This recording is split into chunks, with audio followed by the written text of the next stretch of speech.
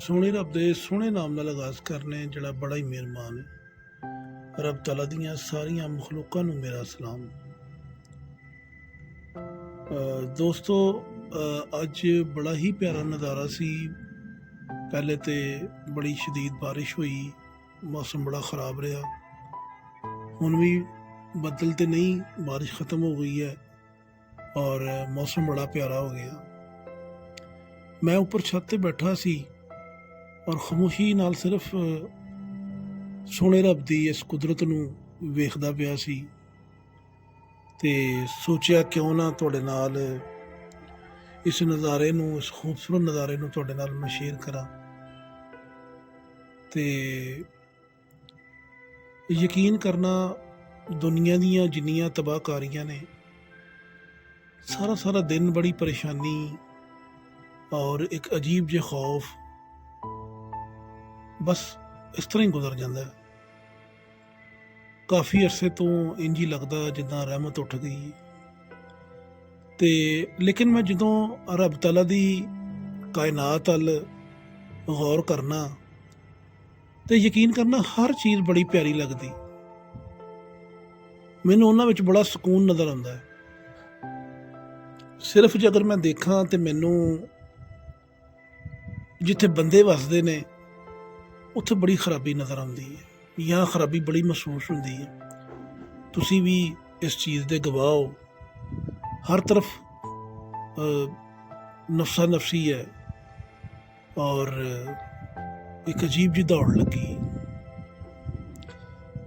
ते लेकिन जदों मैं रब दी कायनात नूं वेखना वा, इहदे अल गौर करना, तो मैनूं बड़ा सुकून हुंदा है।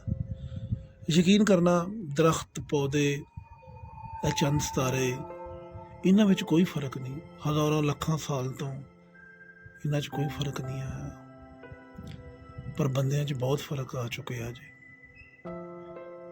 असल दे विच रब तआला ने कुरान च फरमाया कि अल्लाह नूरु समावाते वल अर्द, कि अल्लाह आसमानां दा ते ज़मीनां दा नूर है। तो मैं समझना ये चीज़ां जिहड़ियां ने ना, इन्हां च फ़र्क क्यों नहीं, इन्हां च सुकून क्यों है इन्ना, क्योंकि अल्लाह दी इस आयत दे उत्ते अल्लाह दी सारी मखलूक जिन्नी भी है वो बड़ी इत्ते सख्ती नाल कारबंद है कि वो रब दे नाल जुड़ी है। उन्होंने पता है कि ज़मीनो आसमान का जिहड़ा नूर वो रब है, तो रब दे नाल, उहदे नूर दे नाल ही हर चीज़ चमकती पई है। इसलिए वो हमतन हज़ारां लखां साल तो जिहड़ी जिहड़ी उन्हां दी ड्यूटी वो अदा कर रहे हैं, और उन्हां दा हुसन अज भी शायद हज़ारां लखां साल पहले वर्गा ही है। लेकिन इंसानां दे अंदर, इंसानां दी जिहड़ी बस्ती है, जिथे इंसान रहिंदे ने, या जिथे असीं रहिंदे हैं कह लो, क्योंकि बड़े बड़े अच्छे इंसान भी वसदे पे ने। ते सारियां खराबियां साडे वर्गे मुआशरे दे अंदर ही है, क्योंकि शायद असीं नहीं समझ सके कि अल्लाह पूरी कायनात ज़मीनों आसमान दा नूर है। असीं उत्तों दूर हो गए, इसलिए साडी रौनक जाती रही, साडी चमक जाती रही, साडे सुकून जाते रहे। ते बस दोस्तों, मैं बैठा सी इदां उपर कल्ला ही, ते बस चंद नूं वेखी जा रहा सी, सितारिਆਂ नूं देखी जा रहा सी, और यही सोचदा सी कि अल्लाह कितना सोहना है, कितना प्यारा मेरा रब है। ते बस एवें तुहाडे नाल दिल कीता कि गल कीती जावे।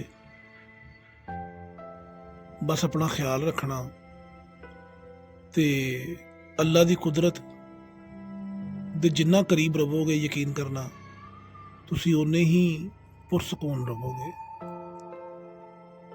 अल्लाह तआला तुहानू खैर अता फरमाए और दूसरियां नू खैर तकसीम करन दा वसीला बनाए। अपना बड़ा ख्याल रखना।